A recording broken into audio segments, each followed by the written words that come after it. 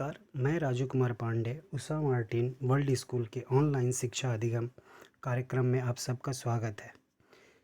बच्चों, आज हम लोग व्याकरण पाठ में शामिल कारक के बारे में पढ़ेंगे। तो कारक क्या होता है और व्याकरण में कारक का क्या महत्व होता है, उसके बारे में आज हम लोग जानेंगे। तो कारक कारक यानी संज्ञा सर्वनाम का, जैसे आप लोग यहाँ देखिएगा, संज्ञा या सर्वनाम के जिस रूप से उसका संबंध वाक्य की क्रिया से जाना जाए उसे कारक कहते हैं। या हम इसको आसान भाषा में ऐसे कह सकते हैं कि संज्ञा सर्वनाम का संबंध बतलाने वाले शब्द को कारक कहते हैं। अब बात आती है कि कारक को प्रकट करने के लिए, यानी कारक को प्रकट करने के लिए कारक चिन्हों का प्रयोग किया जाता है। कारक चिन्हों का प्रयोग किया जाता है, उसे हम लोग कारक विभक्ति चिन्ह कहते हैं। जैसे कि आप यहाँ पे देखिए कि मनोज ने सेब खाया। मनोज ने सेब खाया, इसमें मनोज जो है वो कर्ता है और खाया जो है क्रिया है, यानी एक संज्ञा शब्द है मनोज, और मनोज संज्ञा शब्द है।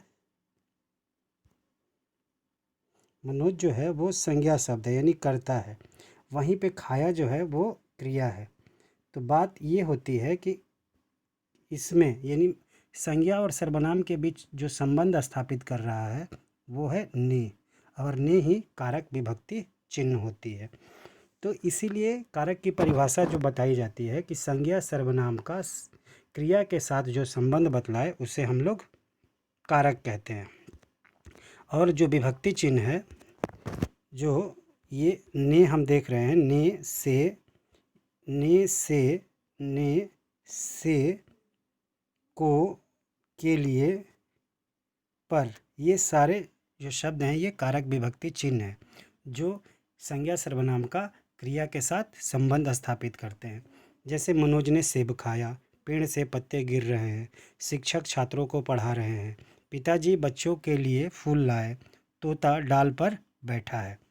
तो आगे कहता क्या है कि इन वाक्यों में ने, को, से, के लिए तथा पर परसर्ग संज्ञा तथा क्रिया के संबंध को प्रकट कर रहे हैं।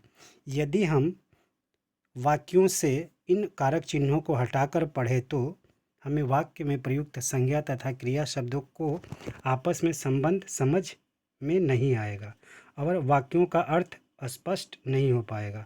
अतः वाक्यों को अर्थ समझाने के लिए इन कारक चिन्हों का प्रयोग आवश्यक है। तो ये जो कारक चिन्ह है इनका वाक्य में होना अति आवश्यक है, क्योंकि यही जो कारक चिन्ह है वही हमें संज्ञा और सर्वनाम के साथ संबंध बतलाते हैं, संज्ञा सर्वनाम का क्रिया के साथ संबंध बतलाते हैं।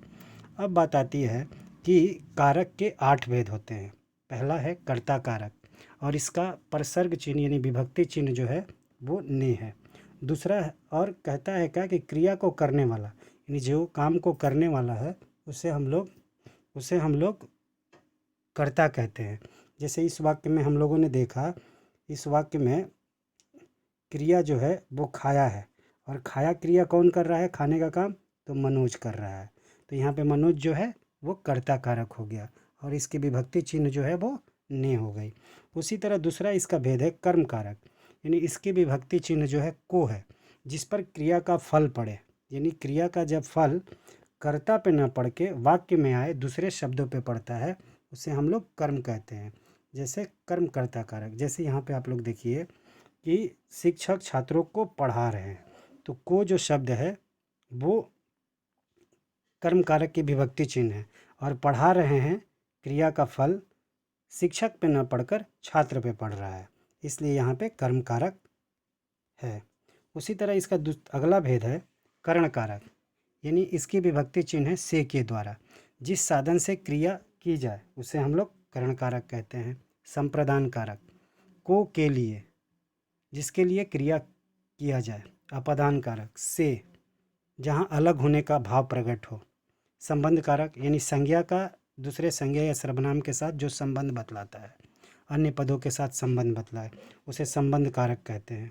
अधिकरण कारक, में, पर, यानी क्रिया के होने का आधार या स्थान, जैसे जहाँ पे क्रिया हो रही है, जैसे बंदर पेड़ पर बैठा है तो वो बैठना उसका स्थान हो गया पेड़ पर, पर जो शब्द है वो अधिकरण कारक है, इसके विभक्ति चिन्ह में और पर है।